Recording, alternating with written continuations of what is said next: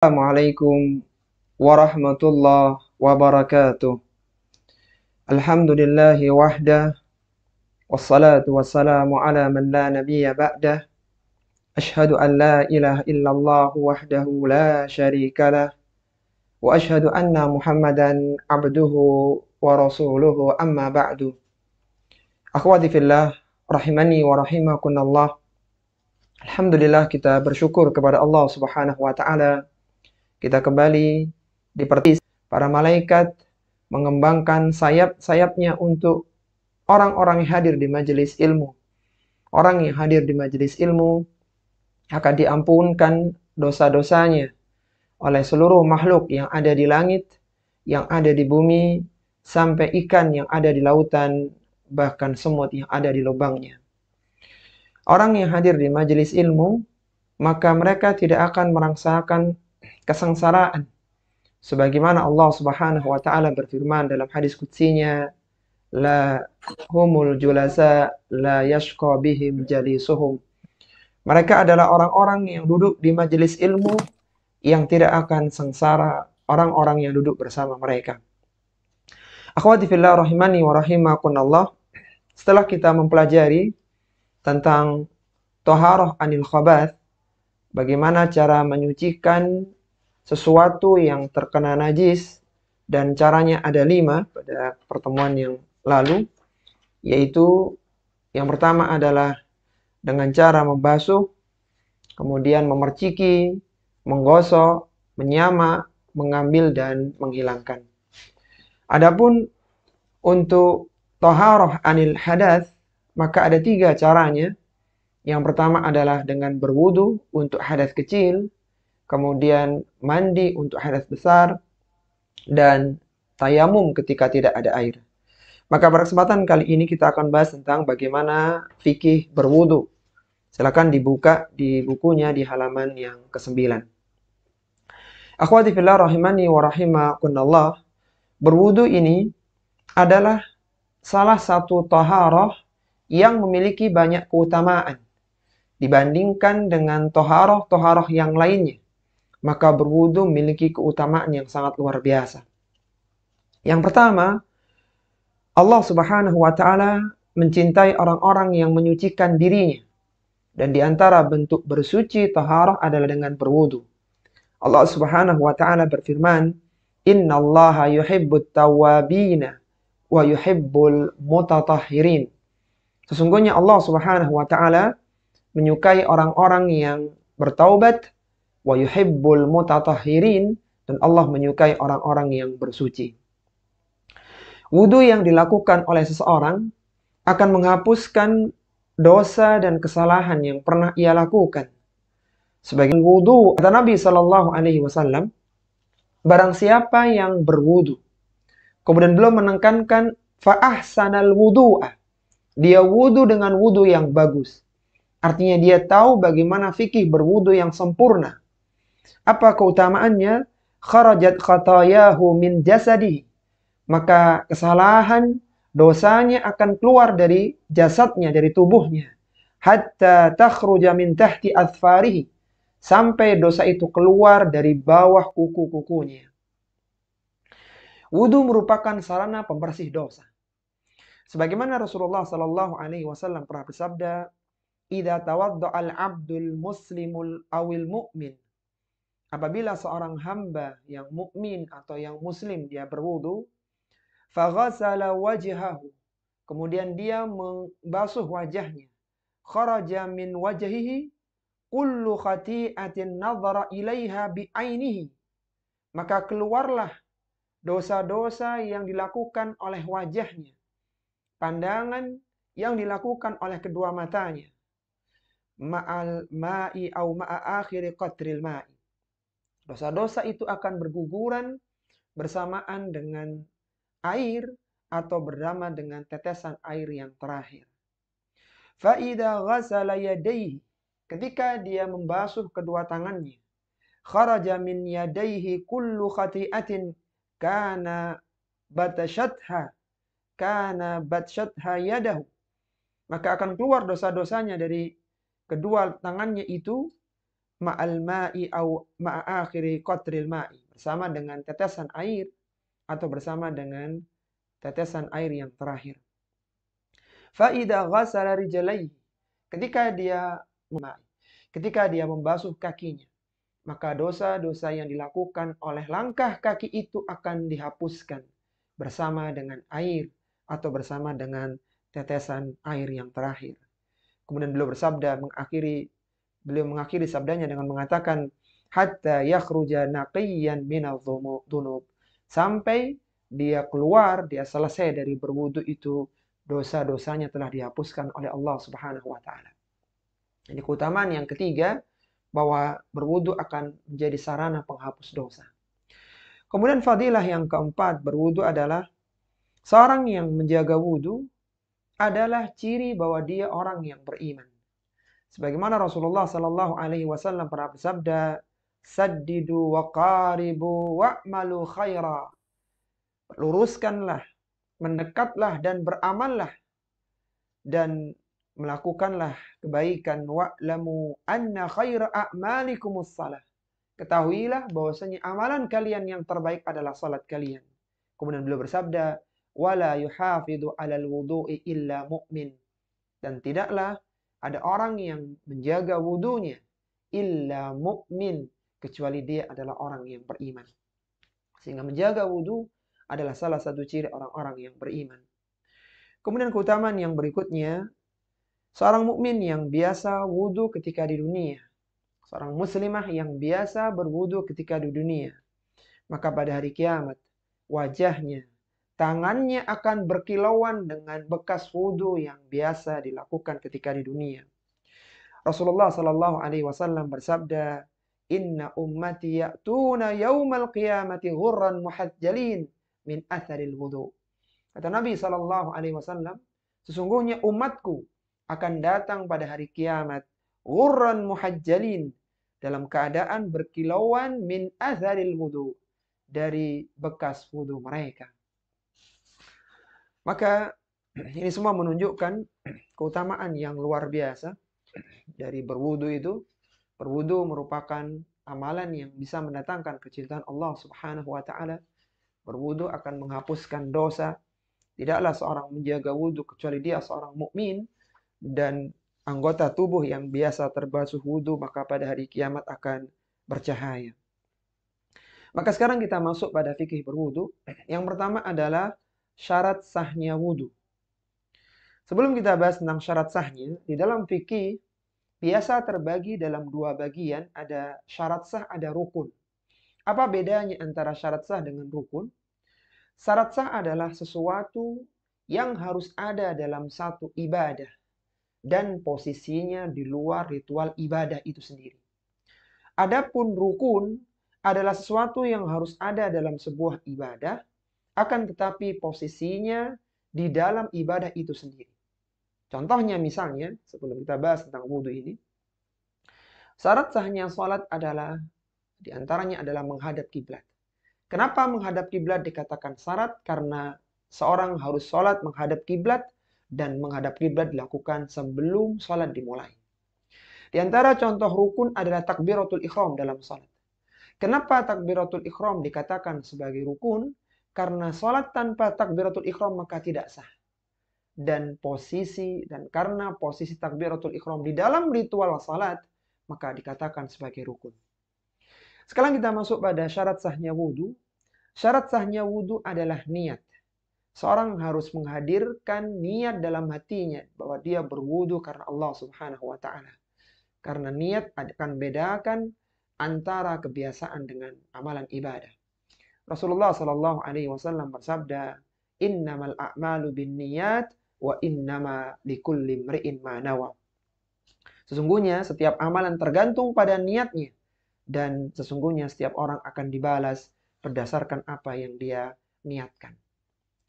Kemudian yang berikutnya adalah rukun wudu. Rukun wudu yang pertama adalah berkumur-kumur dan menghirup air atau disebut dengan istinsyak. Al-Imam Ahmad Ibn Hanbal berpendapat akan wajibnya berkumur-kumur dan beristinsyak. Ini satu paket ya. Jadi berkumur kemudian sekalian istinsyak, yaitu menghirup air ke dalam hidung. Di antara dalilnya adalah sabda Nabi Shallallahu Alaihi Wasallam, "Idza tawadda'ta fal famadmit." Apabila engkau berwudu, maka hendaknya engkau berkumur-kumur. Dalam hadis yang lainnya, Rasulullah Shallallahu Alaihi Wasallam bersabda, "Idza tawadda'a ahadukum falyaj'al fi anfihi ma'an thumma liyantathir." Jika salah seorang di antara kalian berwudu, maka masukkanlah air ke dalam hidung, kemudian buanglah atau beristinsyar. Taib. Itu dalil atau rukun yang pertama, yaitu berwudu serta beristintar. Kemudian yang berikutnya adalah membasuh wajah. Dan batasan wajah itu mulai dari tumbuhnya rambut kepala, kemudian sampai ke hidung, sampai ke jenggot ya kalau laki-laki, kemudian turun ke bawah ke dagu, ya, memanjang ke bawah, dan sampai telinga kanan dan telinga kiri. Jadi mau rambut, kemudian bawah sampai ke telinga sini, kemudian ke dagunya. Tapi itu semua harus terkena bagian atau terkena basuhan air. Kemudian ketika dikatakan bahwa batasan wudhu atau batasan membasuh tangan adalah sampai siku-siku, maka siku-siku itu masuk bagian yang harus dibasuh. Taib. Kemudian yang keempat adalah mengusap kepala termasuk telinga. Dan cara mengusap kepala adalah mengusap kedua tangan ke kepala dari muka sampai ke tengkuk belakang. Kemudian dikembalikan lagi ke muka, lalu bersambung dengan mengusap telinga. Mengusap telinga yaitu dengan memasukkan jari telunjuk, kemudian di ibu jari mengusap daun telinga.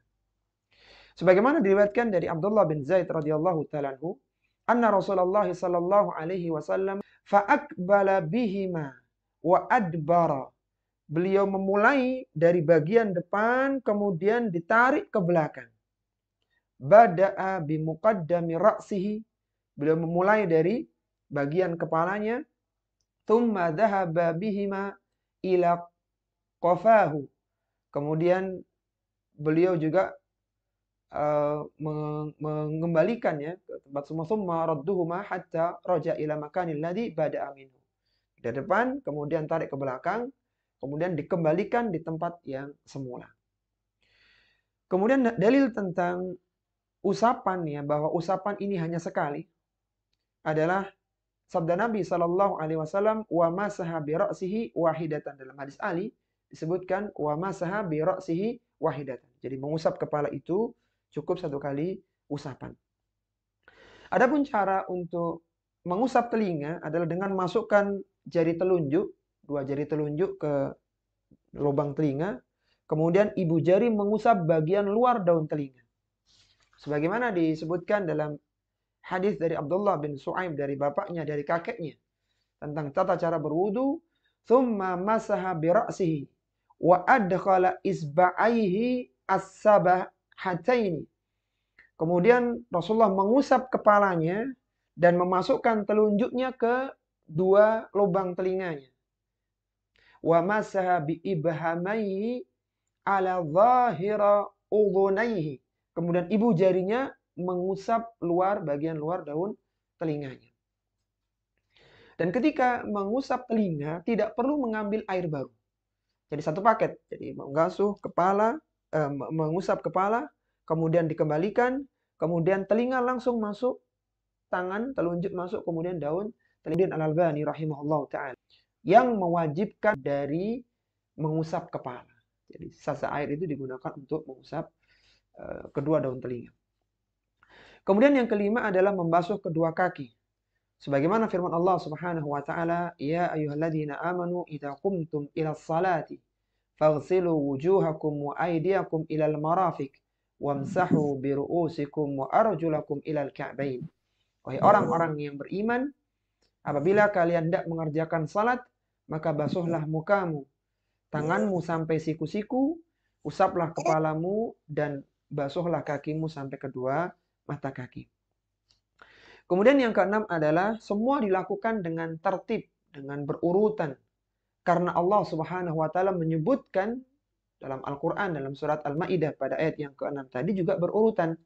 Dan dikuatkan dengan sabda Nabi sallallahu alaihi wasallam, "Ibda'u bima bada'allahu bihi."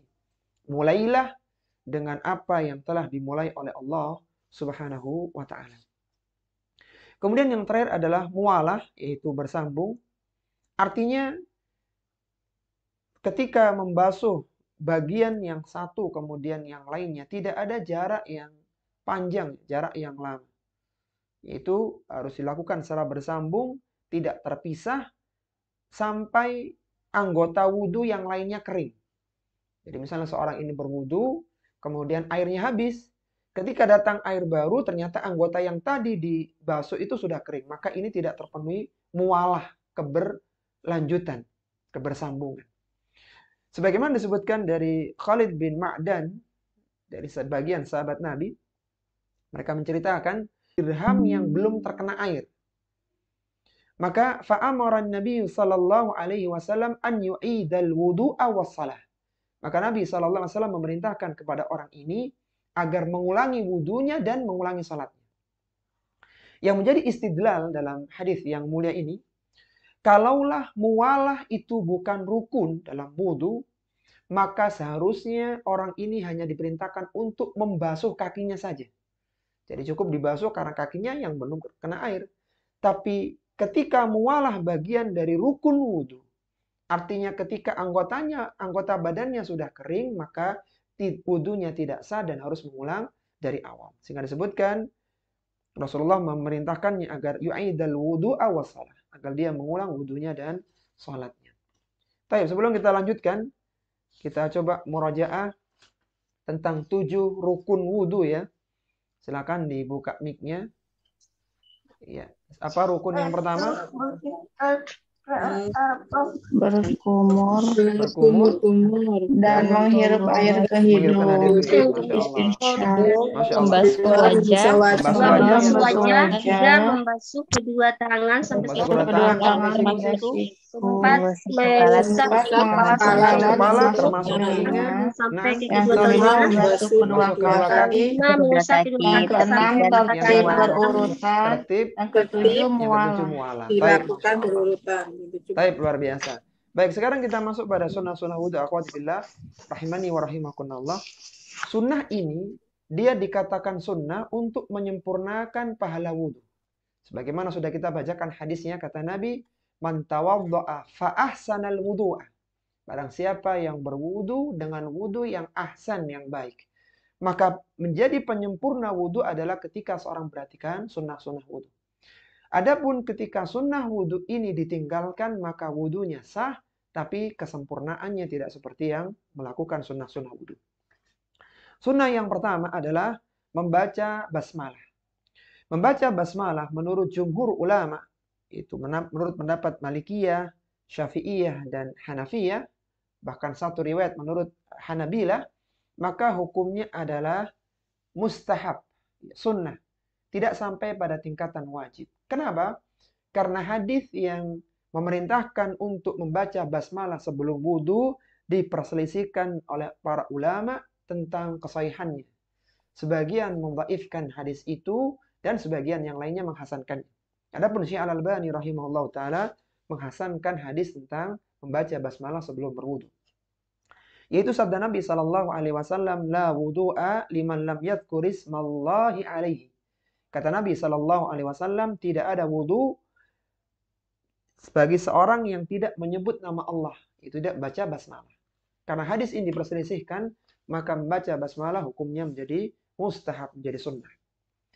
Kemudian yang kedua adalah bersiwak. Ya, kalau zaman kita sekarang bisa gosok gigi. Sebagaimana Rasulullah sallallahu alaihi wasallam bersabda, laula an asyukka ala ummati la amartuhum bisiwaki ma'a kulli wudu'in. Seandainya tidak memberatkan umatku, niscaya aku akan perintahkan mereka bersiwak setiap kali berwudu. Kemudian yang ketiga adalah membasuh kedua telapak tangan sebanyak 3 kali. Jadi tadi sebelum muka, sebelum berkumur, ada bagian telapak tangan yang dibasuh. Dan ini sebanyak 3 kali. Sebagaimana disebutkan dalam hadis Humran, mantan hamba sahayanya Utsman bin Affan radhiyallahu ta'ala anhu, dia menceritakan anna Utsman bin Affan radhiyallahu ta'ala anhu da'a biwudu'in. Bahwasanya da'a biwudu'in, bahwasanya Utsman ini meminta agar datangkan air untuk berwudu. Fatawadda'a faghasala kaffaihi 3 marratin. Maka Utsman berwudu radhiyallahu ta'ala anhu dan beliau membasuh tangannya, telapak tangannya 3 kali. Tsumma matmada wastanthara. Kemudian berkumur dan beristinsar.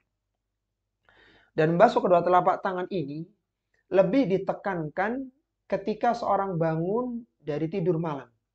Jadi bangun ketika mau tahajud, wudu ketika mau tahajud, atau ketika sholat subuh, maka lebih utama membasuh tangan terlebih dahulu. Kenapa? Karena seorang tidak tahu di manakah tangannya bermalam ketika itu. Rasulullah Shallallahu Alaihi Wasallam bersabda, "Idza stayqadha ahadukum min naumihi." Apabila seorang di antara kalian bangun dari tidurnya, fala yaghmis yadahu fil ina'i. Maka janganlah tangannya masuk ke dalam bejana. Kalau kita sekarang ke bak mandi, ke kolam, ke tempat air wudhu kita. Hatta yaghsilaha 3 sampai dia mencuci tangannya 3 kali. Kenapa? Fa innahu la yadri aina batat yaduhu. Karena dia tidak tahu di manakah tangan itu bermalam. Kemudian yang keempat adalah menggabungkan antara berkumur-kumur dan memasukkan air ke hidung, mengeluarkannya dengan 1 cidukan air sebanyak 3 kali. Jadi yang sunnah itu dengan 1 telapak tangan, 1 paket antara berkumur, kemudian istinsyak dan istinsar itu, menghirup dan mengeluarkan air. Dengan 1 cidukan tangan. Dan dilakukan sebanyak 3 kali.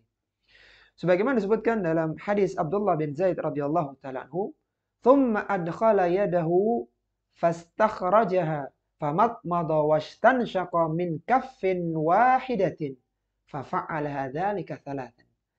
Kemudian beliau masukkan tangannya, lalu mengeluarkannya, beliau berkumur dan menghirup air ke hidung, kata Abdullah bin Zaid, min kaffin wahidatin, dari 1 telapak tangan saja. Fafa'ala dzalika 3. Dan Rasulullah mengulanginya sebanyak 3 kali. Jadi boleh dengan 2 telapak tangan, tapi yang utama adalah 1 telapak tangan saja. Kemudian yang kelima adalah memasukkan air ke hidung, lalu mengeluarkannya dengan sangat bagi orang yang tidak berpuasa. Sebagaimana Rasulullah Shallallahu Alaihi Wasallam bersabda, "Waballigh fil istinsyak illa an takuna sha'iman." Dan hiruplah dengan sangat ketika istinsyak, ketika menghirup air tadi, illa an takuna sha'iman. Kecuali jika kalian sedang berpuasa. Artinya kalau puasa jangan sangat-sangat. Hadis yang mulia ini, hadis dari Laqid bin Sabirah radhiyallahu ta'ala anhu, menjadi dalil bahwasannya berkumur dan istinsyak itu rukunnya wudhu, bukan sunnah wudhu. Kenapa? Seandainya itu sunnah wudhu, maka Rasulullah akan mengatakan, kalau kalian berpuasa, maka tidak perlu berkumur, tidak perlu istinsyak. Tapi Rasul mengatakan, "Waballigh fil istinsyak illa an takuna sha'iman." Hendaknya kalian sangat dalam menghirup air kecuali ketika kalian sedang berpuasa. Artinya kalau puasa pun masih diperintahkan untuk menghirup air, maka bagaimana yang tidak berpuasa. Kemudian yang keenam adalah menyela-nyelai jenggot yang tebal, jari jemari tangan dan jari jemari kaki ya. Di sela-selai kata Nabi Shallallahu Alaihi Wasallam, "Asbihil wudu'a wa khalil bain asabi." Itu perbaguslah wudhu kalian dan selailah jari jemari. Jadi jemari-jemari itu di sela-selai. Itu sunnah. Kemudian yang ketujuh adalah mendahulukan bagian yang kanan dari yang kiri ya. Misalnya membasuh tangan, maka kanan dulu kemudian kiri. Seandainya ada seorang muslimah yang terlupakan, ya dia kiri dulu kemudian kanan dulu, maka wudhunya sah, tapi tidak utama. Sebagaimana Rasulullah Sallallahu Alaihi Wasallam bersabda, "Idza tawaddatum fabda'u bima yaminikum." Kalaulah kalian berwudu, maka mulailah dari bagian yang kanan. Kemudian yang kedelapan adalah membasuh sebanyak 3 kali basuhan. Sebagaimana Jabir bin Abdullah menceritakan, dia mengatakan, "Anna Nabiyya sallallahu alaihi wasallam tawadda'a marratan. Nabi itu terkadang berwudu sekali-sekali. Sekali basuhan untuk kepala, untuk muka, untuk tangan, untuk kaki ya. Au marrataini. Kadang juga 2 kali. Wa thalathan. Kadang juga 3 kali. Ada satu trik ya, akhwati fillah rahimani wa rahimakumullah. Misalnya antunna ingin menerapkan sunnah menjaga wudu. Kemudian suatu ketika antun terburu-buru. Misalnya mau berangkat keluar ya, atau ke tempat kerja dan semisalnya. Maka berwudu itu nggak harus 3 kali untuk basuhan. Bisa sekali untuk muka, kemudian tangan sekali, dan demikian seterusnya. Jadi tidak harus 3 kali karena 3 kali itu adalah sunnah. Kemudian yang ke-9 adalah menggosok anggota wudhu. Ad-dalak. Jadi digosok-gosok anggota wudhunya. Kemudian yang ke-10 adalah berdoa setelah berwudhu. Doanya adalah Asyhadu an la ilaha illallah wahdahu la syarikalah wa asyhadu anna Muhammadan abduhu wa rasuluh. Allahumma ja'alni minat tawabina waj'alni minal mutatahhirin. Coba kita baca bareng-bareng akhwati fillah doa setelah berwudu ini. Asyhadu an la ilaha illallah wahdahu la syarikalah wa asyhadu anna Muhammadan abduhu wa rasuluh. Allahumma ja'alni minat tawabina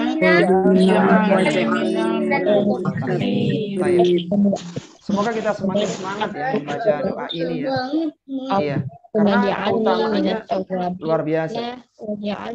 Kata Nabi Shallallahu Alaihi Wasallam, seorang yang berwudu dengan wudu yang sempurna, kemudian membaca doa ini, futihat lahu thamaniyatu abwabil jannah yadkhulu min ayyiha syaa.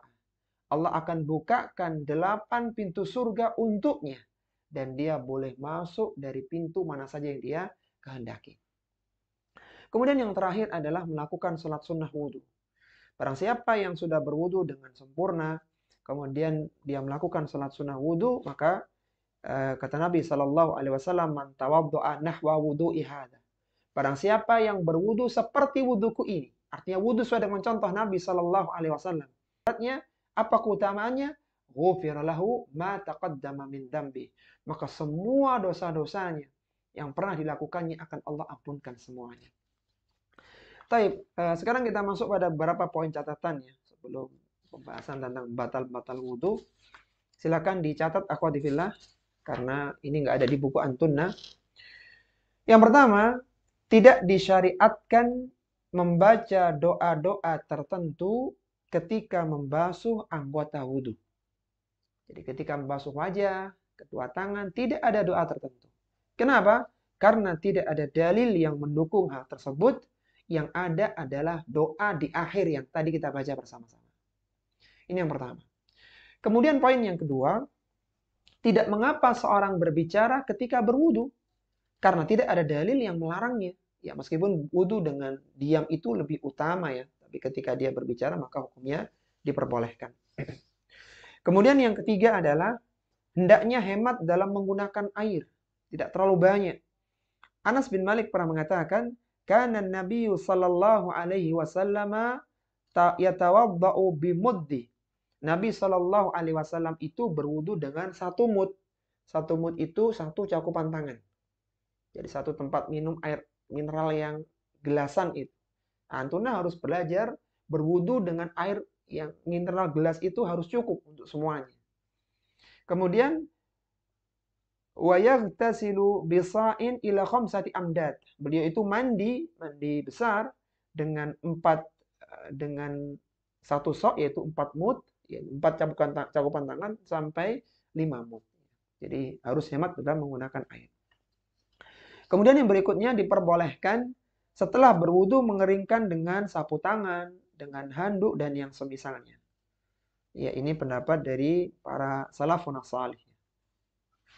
Taib. Kemudian yang berikutnya, apabila seorang mempunyai luka yang terbuka, yang tidak diperban, maka harus dibasuh dengan air. Jika berbahaya, maka luka tersebut diusap dengan air. Jika itu tidak memungkinkan, maka beralih kepada tayamum. Jika luka tersebut tertutup dengan perban, maka harus diusap dengan air perbannya. Jika tidak memungkinkan, maka beralih kepada tayamum. Tidak disyaratkan mengikat perban dalam keadaan suci dan tidak ada batasan waktu untuk mengusap perban. Jadi misalnya ada orang yang, ya naudzubillah min dzalik, tangannya itu diperban, digips ya. Maka kalau memang kondisinya demikian diperban, maka ketika berwudu nanti ketika tangan itu diusap ya perbannya dengan 1 kali usapan. Kalau diperban. Kalau dia tidak diperban maka diusap. Kalau bisa dibasuh, tapi kalau tidak mungkin maka diusap bagian yang luka tadi. Nah, kalau tidak bisa maka ditayamumkan. Artinya tayamum dulu, kemudian diusap, lalu anggota yang lainnya dibasuh seperti biasa. Taib. Kemudian yang terakhir, barang siapa yang sama sekali tidak mendapatkan air atau debu, maka dia boleh mengerjakan salat semampunya, artinya tanpa wudu dan tanpa tayamum ya kalau mau tidak ada, dan ini salatnya sah dan tidak wajib diulang. Misalnya dalam kondisi orang yang naudzubillah ditawan begitu ya, sehingga dia tidak bisa berwudu, maka dia tetap salat. Ya meskipun tanpa wudu, yang disebut dengan faqih tahurain. Orang yang kehilangan 2 alat penyuci, yaitu tidak bisa menggunakan air dan tidak bisa menggunakan debu. Baik, sekarang kita masuk pada bagian yang pembatal-pembatal wudu, nawaqidul wudu. Ada pembatal wudu itu hanya ada 5 ya. Yang pertama adalah segala sesuatu yang keluar dari dubur dan kubul, yang keluar dari jalan depan maupun jalan belakang. Baik itu benda padat, benda cair, angin, dan yang selainnya. Maka semuanya membatalkan wudu. Sebagaimana sabda Nabi sallallahu alaihi wasallam, "Idza fasa ahadukum fis salati falyansarif falyatawadda wal yu'idis shalah." Apabila di antara kalian ini keluar angin ketika salat, maka hendaknya dia batalkan salatnya dan dia ulangi wudu dan salatnya. Jadi keluarnya angin dari jalan belakang itu membatalkan wudu. Yang kedua adalah tidur nyenyak. Ya, tidak semua tidur ya, tidur yang nyenyak saja yang membatalkan wudu.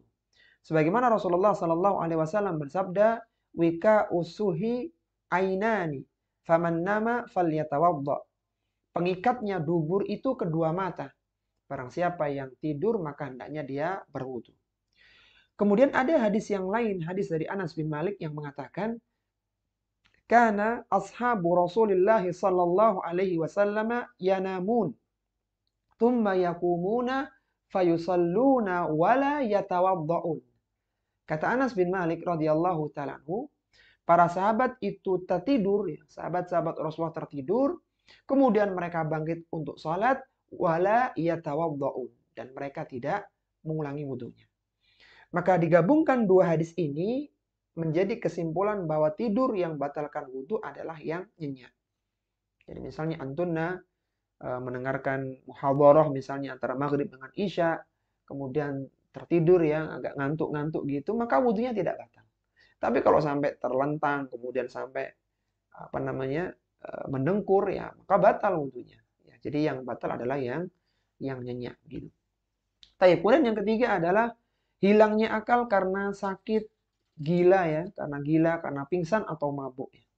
Ya kalau tadi tidur saja itu membatalkan wudu ya, kalau nyenyak maka bagaimana kondisinya lebih berat daripada itu. Dan ini adalah ijma' para ulama ya. Kemudian yang keempat adalah menyentuh kemaluan tanpa penghalang dan dengan syahwat. Artinya menyentuh secara langsung kemaluan tanpa penghalang dan ada syahwatnya. Sebagaimana disebutkan oleh Nabi sallallahu alaihi wasallam, "Man massa dzakarahu falyatawadda." Barang siapa yang menyentuh kemaluannya maka hendaknya dia berwudu. Ada hadis yang lainnya dari Qais bin Talaq dari bapaknya radhiyallahu ta'ala anhu. Dia mengatakan, "Sa'ala rajulun Rasulullah sallallahu alaihi wasallam." Ada seorang yang bertanya kepada Rasulullah sallallahu alaihi wasallam, "Ayatawadda ahaduna idza massa dzakarahu?" Wahai Rasulullah sallallahu alaihi wasallam, apakah kami harus berwudu ketika kami menyentuh kemaluan kami? Apa kata Nabi? "Innama huwa bad'atum minka au jasaduka." Sesungguhnya itu hanyalah bagian dari anggota tubuhmu. Artinya tidak perlu berwudu. Ketika ada dalil yang mengatakan man massa dzakarahu falyatawadda, barang siapa yang menyentuh kemaluannya dia harus berwudu, dan hadis lain yang menyatakan bahwa itu bagian dari tubuh biasa, maka disimpulkan oleh para ulama kita menyentuh kemaluan yang membatalkan wudu hanyalah yang tanpa penghalang dan diiringi dengan syahwat. Contohnya misalnya ada ummahat yang dia mendapati anaknya ya sedang buang air ya atau sedang pipis atau BAB begitu, maka dia dibersihkan. Nah, ketika menyentuh ini kan menyentuh kemaluan meskipun bukan punya sendiri, maka tanpa penghalang ketika tidak dengan syahwat maka wudunya tidak batal. Wudunya tidak batal. Jadi tidak perlu mengulang wudu lagi. Tapi kemudian yang kelima adalah memakan daging onta. Ini juga membatalkan wudu. Sebagaimana disebutkan dalam hadis Jabir bin Samurah, anna rajulan sa'ala Rasulullah sallallahu alaihi wasallam atawadda'u min luhumil ghanam qala in syi'ta. Kata laki-laki yang bertanya kepada Nabi sallallahu alaihi wasallam, apakah aku berwudu dengan ketika makan daging ghanam, daging kambing? Maka kata Nabi, silakan kalau engkau mau. Kemudian atawadda'u min luhumil ibil, apakah aku harus berwudu ketika makan daging unta? Qala na'am. Kata Nabi, iya. Fatawadda' min luhumil ibil. Maka engkau berwudu setelah memakan daging onta.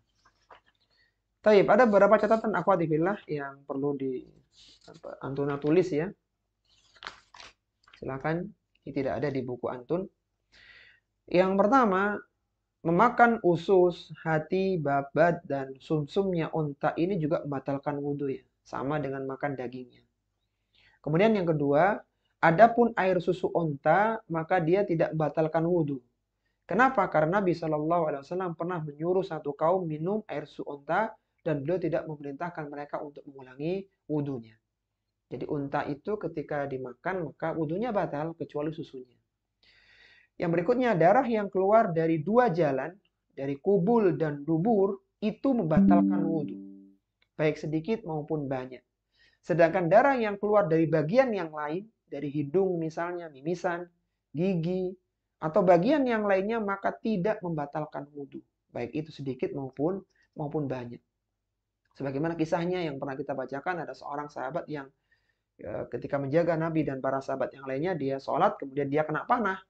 Dan dia terus menjalankan sholatnya. Seandainya keluarnya darah itu menjadikan batalnya wudhu dan sholat, maka dia mengulang wudhu dan sholatnya. Apabila seorang menyentuh duburnya, maka tidak membatalkan wudhu. Karena dalil yang melarang adalah, atau yang membatalkan wudhu adalah menyentuh kemaluan depan. Adapun kemaluan belakang, maka tidak membatalkan wudhu. Yang berikutnya adalah menyentuh wanita tanpa penghalang tidak membatalkan wudhu. Menyentuh wanita tanpa penghalang tidak membatalkan wudhu.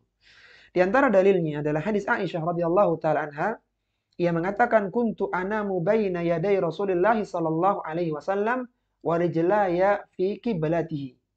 Kata Aisyah radhiyallahu taala anha, aku itu tidur di hadapan Nabi sallallahu alaihi wasallam dan kakiku itu berada di arah kiblat beliau. Jadi ketika beliau sholat, maka ibunda Aisyah kakinya melintang di depan beliau, di depan Rasulullah sallallahu alaihi wasallam. Fa idza sajada ghamazani faqabadtu rijlayya. Kalau beliau akan sujud maka kakiku disentuh. Maka aku tarik kakiku, kata ibunda Aisyah. Fa idza qama basattuhuma. Ketika beliau sedang berdiri maka aku luruskan lagi kedua kakiku. Qalat wal buyutu yauma idin laisa fiha masabih. Dan rumah kami waktu itu tidak ada lampunya. Ini juga sebagai dalil bolehnya sholat di kegelapan. Ya, tidak ada lampunya sama sekali. Taib, yang menjadi istidlal kita, kalaulah menyentuh wanita ini membatalkan wudhu, maka Rasulullah tidak akan menyentuh ibunda Aisyah radhiyallahu taala anha ketika sholat. Jadi sentuhan ini tidak membatalkan wudhu. Yang terakhir, apabila seorang yakin bahwa wudhunya, apabila seorang yakin bahwa ia telah berwudhu, lalu ia ragu apakah wudhunya batal atau belum, maka dia berpegang dengan yang yakin, yaitu masih punya wudhu. Sebagaimana disebutkan dalam kaidah fiqhiyah, al-yakinu la yazulu bisyak. Keyakinan tidak bisa digeser dengan keraguan-raguan. Misalnya, ada tadi wudhunya batal atau belum ya ketika menunggu itu. maka kita katakan al-yakinu la yazulu bisyak. Karena wudunya sudah yakin, batalnya diragukan, maka tetap punya wudu. Jadi bukan batal wudunya. Taib. Kemudian yang mewajibkan wudu ada dua ya, sholat dan tawaf. Kemudian hal-hal yang membatalkan, yang disunahkan untuk berwudu, yang disunahkan berwudu terlebih dahulu adalah berzikir ya. Kemudian ketika hendak tidur, kemudian ketika seorang junub hendak makan, minum dan tidur, ketika akan mengulangi jima, ketika makan sesuatu yang tersentuh dengan api, dan seorang yang berhadas kecil diperbolehkan untuk menyentuh mushaf, meskipun ketika seorang ini menyentuh mushaf dalam kondisi berwudu maka itu lebih utama. Tapi ini akhwati fillah rahimani wa rahimakumullah yang bisa kita bahas di sesi kali ini. Silakan kalau ada yang ingin. Bagi yang dipersilahkan dan yang ada namanya dan ada kota asalnya. Ya, silakan Ibu Yuniarti dari Bandung. Ya, Assalamualaikum warahmatullahi wabarakatuh, Pak Ustadz. Waalaikumsalam warahmatullahi wabarakatuh. Silakan Bu dari Bandung. Saya izin bertanya Pak Ustadz. Misalnya kadang-kadang kan suka ingat kerudungnya dibuka tuh, mungkin dia ingetnya masih di rumah mungkin Pak Ustadz. Jadi saya pernah melihat di masjid. Saya izin bertanya Pak Ustadz. Kalau misalnya kita saya belum berkeluarga ya Pak Ustadz ya. Nah, saudara dekat gitu Pak Ustadz, bukan saudara kandung, maksudnya kayak saudara ipar atau saudara jauh, itu kita batal wudu nggak Pak Ustadz? Ketika salaman Bu ya, ketika bersentuhan begitu. Iya Pak Ustadz, kita bersalaman. Taib, Masya Allah. Taib, luar biasa pertanyaan dari peserta kita yang di Bandung ya. Yang pertama, akhwati fillah rahimani wa rahimakumullah, ketika seorang muslimah ini berwudu di tempat yang terbuka, maka dia tidak boleh membuka jilbabnya.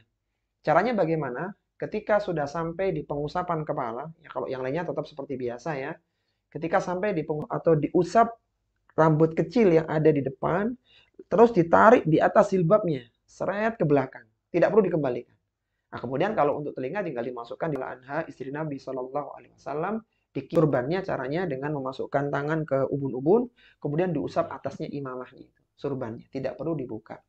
Jadi ketika wudhu tempat umum seperti itu caranya. Kemudian yang berikutnya tentang salaman dengan yang bukan mahram, maka ini tidak boleh, tidak diperbolehkan. Cuman pembahasannya ketika dikaitkan dengan wudhu, wudhunya tidak batal. Jadi salamannya tidak diperbolehkan, tetapi wudhunya tidak batal karena bersentuhan laki dan perempuan tadi.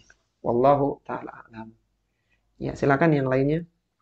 Jazakallah atas jawabannya. Jazakallah. Nur Hasanah dari Bismillah, Assalamualaikum warahmatullahi wabarakatuh. Izin bertanya begini. Dari mana Bu? Probolinggo, Afwan. Probolinggo. Iya, silakan. Anak biasanya kan ambil wudhu kan di WC Ustadz ya. Soalnya kan keran air di rumah anak kan kaderullah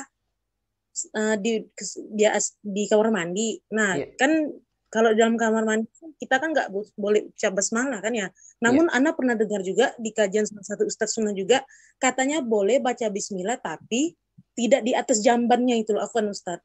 Nah, dan yang kedua Afwan Ustadz, anak kan pernah ya dulu dan sekarang juga sering sih masih wudhu tapi misalnya dari zuhur sampai ke isya gitu, apa boleh Ustadz? Taib, Syukur Masya Ustadz.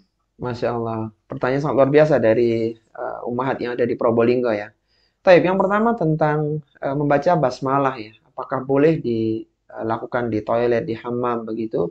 Maka wallahu ta'ala alam, kami lebih cenderung tidak membacanya di tempat seperti itu. Yang pertama karena itu tempat yang kurang tepat ya menyebut nama Allah di sana. Yang kedua, hukum membaca basmalah dalam berwudu adalah sunnah saja menurut pendapat para ulama yang tadi kita sebutkan.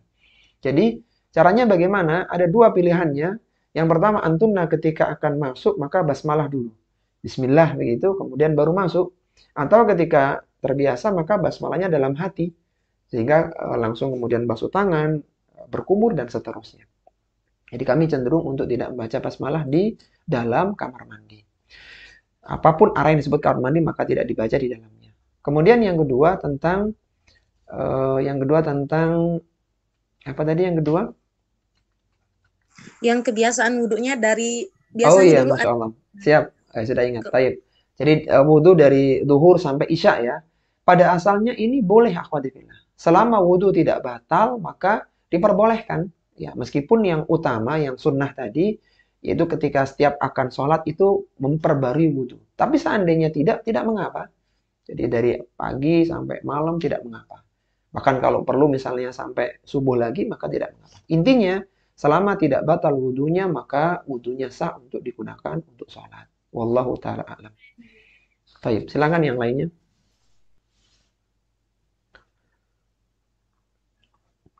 Mungkin bisa didahulukan yang raise hand kayaknya.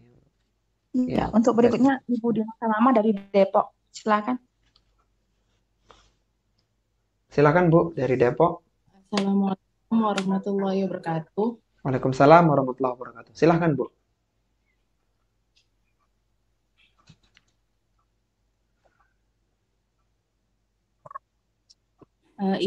Saya ingin bertanya, kalau seandainya jika kan keputihan itu membatalkan wudhu, jadi kalau ada seseorang dia itu memang cenderung sering keputihan, apakah harus selalu memperbaharui wudhunya? Lalu pertanyaan kedua, kalau keluar anginnya dari, mohon maaf, dari lubang kewanitaan itu bagaimana ya kasusnya Pak? Ustaz. Siap, Masya Allah. Masya Allah, pertanyaan sangat bagus dari Depok ya. Baik, barakallahu fikunna. Ya, yang pertama, keputihan ini itu sesuatu yang suci. Dia tidak najis karena tidak ada dalil yang menyatakan itu najis.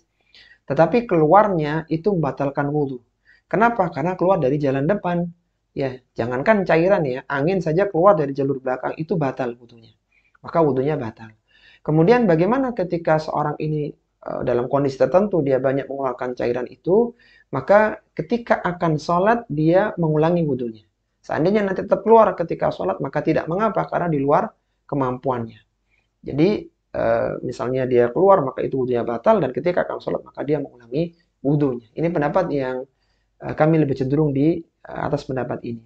Kemudian yang kedua, tentang tadi ya, tentang udara yang dari jalur depan, maka tidak membatalkan wudhu. Karena dia berbeda dengan angin yang keluar dari jalur belakang. Karena angin yang keluar dari jalur belakang itu dari jalur najis, dari kotoran. Sedangkan ini adalah angin yang terperangkap saja. Intinya, angin yang keluar dari jalur belakang itu batal, adapun angin yang keluar dari jalur depan tidak membatalkan wudhu, sebagaimana pendapat Syekh Muhammad Ibnu Shalih Al-Utsaimin dan Lajnah Ad-Daimah. Wallahu ta'ala a'lam. Silakan yang lainnya.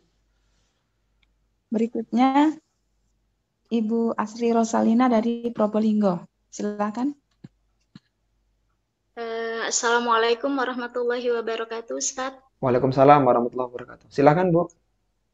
Afwan Ustadz, izin bertanya. Ini tadi kan disebutkan kalau misalnya kita berwudu untuk menggunakan air dengan sangat sedikit sekali ya Ustadz ya.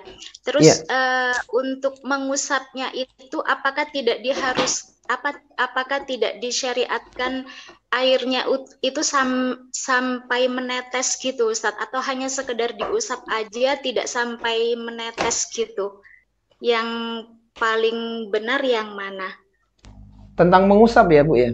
Ya, mengusapnya itu apakah airnya itu harus sampai menetes gitu ke lantai, atau hanya sekedar misalnya basah aja diusap gitu aja Ustadz? Yang paling bagus yang mana? Itu aja Ustadz, terima kasih. Baik, Masya Allah, luar biasa pertanyaan dari Probolinggo ya. Jadi tadi kita sebutkan bahwasannya Nabi Shallallahu Alaihi Wasallam itu berwudu dengan satu mud ya. Jadi tangan. Adapun mengusap maka dikasih sedikit kemudian dibuang lalu diusapkan ke kepala. Jadi mengusap itu ada genangan air kemudian dibuang, di mana satu mud bisa cukup untuk semua anggota wudu. Jadi ya sampai menetes ya. Insya Allah cukup satu gelas, mungkin perlu dicoba ya sesekali. Kalau memang sulit mungkin dua kali, tidak harus 3 kali, atau bahkan cuma sekali saja. Ya, barakallahu fikunna. Silakan yang lainnya.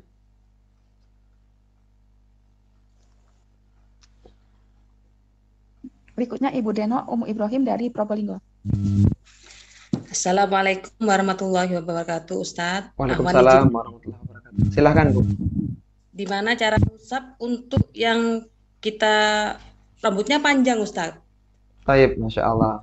Taib. Baliknya Iya, luar biasa pertanyaan dari di belakang Probolinggo. ke Ya. depan. Iya. Iya. Baik, kalau Warahmatullahi wabarakatuh. Waalaikumsalam warahmatullahi wabarakatuh. Caranya sama, Bu. Jadi tidak ada di dalam masalah wudhu tidak ada pengecualian antara laki-laki dan perempuan kecuali dalam tadi masalah pengusapan kepala gitu ya. Pengusapan kepala yang dengan jilbab tadi. Nah, jadi caranya biasa ya seperti ini, kemudian tarik ke belakang, kemudian tarik ke depan lagi. Kalau berantakan ya tinggal dirapikan lagi. Setelah mengusap telinga tinggal dirapikan lagi, selesai. Jadi tidak terpengaruh apakah rambutnya pendek ataukah panjang karena demikianlah yang dicontohkan oleh Nabi Shallallahu Alaihi Wasallam. Ya, silakan yang lainnya. Selanjutnya itu. Waalaikumsalam warahmatullahi wabarakatuh. Assalamualaikum Silakan, Bu. warahmatullahi wabarakatuh. Ya, Ya, waalaikumsalam. Afwan Ustadz izin bertanya. Silakan. Itu jika kita selesai sholat kan berzikir ya. Jadi tadi Iya. dijelaskan kalau buang angin itu apakah kita tetap melanjutkan zikir dan berdoa atau berwudu dulu lagi ya Ustaz? Taib, Masya Allah. Pertanyaan sangat bagus dari Probolinggo ya. Iya, di antara amalan yang disunahkan berwudu, Bu. Ini sunnah saja ya, tidak wajib adalah ketika seorang akan berzikir. Ya, salah satu bentuk zikir adalah baca Quran ya. Ini utama, sunnah. Tapi ketika seorang ini buang angin atau batal wudunya, maka tidak mengapa diteruskan. Meskipun afdoliyahnya, keutamaannya tidak sama dengan orang yang berzikir dengan menjaga wudunya. Jadi seperti sebagaimana disebutkan dalam hadis Aisyah radhiyallahu taala anha, kana Nabi sallallahu alaihi wasallam yadhkurullah ala kulli ahyanihi. Nabi sallallahu alaihi wasallam itu mengingat Allah, berzikir kepada Allah ala kulli ahyanihi, di setiap keadaan beliau. Dan sebagai manusia kadang juga beliau berhadas ya, mengeluarkan hadas kecil dan misalnya intinya dalam kondisi berhadas begitu. Tapi beliau tetap berzikir kepada Allah Subhanahu wa taala. Jadi ini boleh meskipun tidak seutama yang berzikir dengan kondisi berwudu. Wallahu taala alam. Silakan yang lainnya. Berikutnya Nanda dari Ponorogo, silakan. Jazakallah khair Ustaz ya. Assalamualaikum warahmatullahi wabarakatuh Ustaz. Waalaikumsalam warahmatullahi wabarakatuh. Silakan Bu. Nah, Ustaz, ini ada sebuah hadis yang dianjurkan untuk menjaga wudunya. Iya. Apakah ketika kita buang air kecil ataupun buang air besar itu diwajibkan untuk wudu apa tidak? Dan satu lagi Ustaz, ketika kita safar ketika dalam keadaan safar terus kita mau sholat itu apakah gimana Ustadz kalau wudunya itu ketika di dalam bus? Siap. Bus kita perjalanan umpamanya ke Jakarta untuk naik bis malam itu kan itu kalau ketika waktunya sholat ya itu loh wudunya itu gimana Ustadz ketika tidak ada toilet atau itu kan kita bawa air mineral itu Ustadz. Mohon pencerahannya Ustadz. Baik. Jazakumullah khairan. Jazakumullah khairan. Waalaikumsalam warahmatullahi wabarakatuh. Baik. Pertanyaan sangat bagus ya dari Ponorogo. Ya, yang pertama tadi ada hadis la yuhafidhu 'alal wudu'i illa mu'min. Tidaklah seorang yang menjaga wudu kecuali dia adalah orang yang beriman. Lalu bagaimana? Ini adalah keutamaan ya. Artinya ketika seorang ini berwudu kemudian setelah selesai ibadah, selesai sholat dibatalkan, maka ini boleh. Tapi ketika seorang bisa menjaga wudu ini pertanda bahwa dia adalah orang yang benar-benar beriman kepada Allah Subhanahu wa taala. Ada sebuah tips ya, akhwati fillah, untuk mempraktekkan hadis ini. Tipsnya bagaimana? Tidaklah antunna itu buang hajat di toilet, maka tolong biasakan berwudu setelahnya. Jadi setelah buang air besar, maka sebentar kan paling cuma 1 menit, 2 menit ya berwudu. Ya nanti ketika misalnya buang angin ya nggak apa-apa, dilakukan aja. Tapi ketika nanti ke toilet lagi, misalnya buang air kecil, wudu lagi. Sehingga hampir 1 hari itu antuna bersama wudu. Kecuali ketika sedang buang angin ya, maka tidak mungkin ya, karena kalau terlalu sering juga memberatkan. Intinya ini sebuah keutamaan, tapi bukan suatu keharusan. Kemudian yang berikutnya, bagaimana ketika seorang safar dan tidak ada toiletnya? Maka bisa sholat wudunya itu sebelum naik bis ya. Jadi dia tahu misalnya nanti akan ada waktu sholat 1 jam setelah perjalanan misalnya, maka dia punya wudhu dulu dan dipertahankan wudhunya. Sehingga di bis tinggal melakukan sholat. Atau ketika bis itu berhenti, ya maka dia bisa sholat di situ. Atau seandainya bisnya tidak ada AC-nya, dia bisa bertayamum di dalam bis. Karena salah satu syarat tayamum adalah harus di tempat yang kering. Ya, kalau ada AC-nya kan biasanya lembab ya tempatnya. Itu di antara triknya ya. Triknya, atau kalau enggak misalnya waktunya zuhur asar, maka dijamak dengan sholat yang akhir ya. Setelah ketika asar atau ketika waktu isya, maka itu juga bisa. Ya, wallahu ta'ala a'lam. Baik, mungkin terakhir ya, satu pertanyaan terakhir mungkin. Berikutnya Ibu Yasmin dari Riau, silahkan. Assalamualaikum warahmatullahi wabarakatuh, Ustaz. Waalaikumsalam warahmatullahi wabarakatuh. Silakan dari Riau. Afwan, Ustaz, apakah boleh mengambil wudhu di saat kondisi kita tidak memakai pakaian apapun, misalnya sehabis mandi dan tidak mengenakan handuk? Taib, Masya Allah. Ustaz. Taib, luar biasa pertanyaan dari Riau ya. Iya, Rasulullah Shallallahu Alaihi Wasallam itu nanti insya Allah bahasanya ketika tentang mandi ya. Salah satu cara mandinya Nabi Shallallahu Alaihi Wasallam mandi besar adalah menggabungkan antara mandi dengan berwudu. Jadi nanti mandi itu terbagi dua, ada mandi yang mujzi, ada mandi yang kamal. Mandi yang mencukupi dan ada mandi yang sempurna. Mandi besar yang sempurna adalah diawali dengan wudu terlebih dahulu, kemudian mandi. Ya, menjadi dalil yang menjadi istidlal dalam masalah ini adalah kalaulah berwudu dalam kondisi tidak berbusana itu tidak diperbolehkan, niscaya Nabi SAW tidak mencontohkan.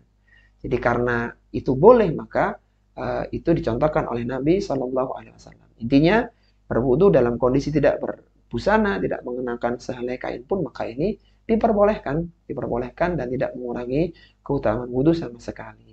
Wallahu ta'ala alam. Tapi mungkin ini akhwati fillah rahimani wa rahimakumullah yang bisa kita bahas pada kesempatan kali ini. Silakan pertanyaan-pertanyaan yang belum terjawab dikirimkan di grup ya, dengan bahasa yang santun, dengan saling mendoakan ya. Barakallahu fikunna, jazakunallah khairan, karena kita sedang mempelajari ilmu agama. Kalaulah bukan kita yang mengamalkan ilmu yang telah kita pelajari, maka siapa lagi? Taib, ana mohon maaf kalau ada hal yang kurang berkenan. Semoga yang kita pelajari bermanfaat dan bisa kita amalkan dalam kehidupan. Kita akhiri, subhanakallahumma wa bihamdika asyhadu an la ilaha illa anta astaghfiruka wa atubu ilaik wa akhiru da'wana alhamdulillahi rabbil alamin. Wassalamualaikum warahmatullahi wabarakatuh. Waalaikumsalam warahmatullahi wabarakatuh. Jazakallahu khairan. Jazakallahu khairan.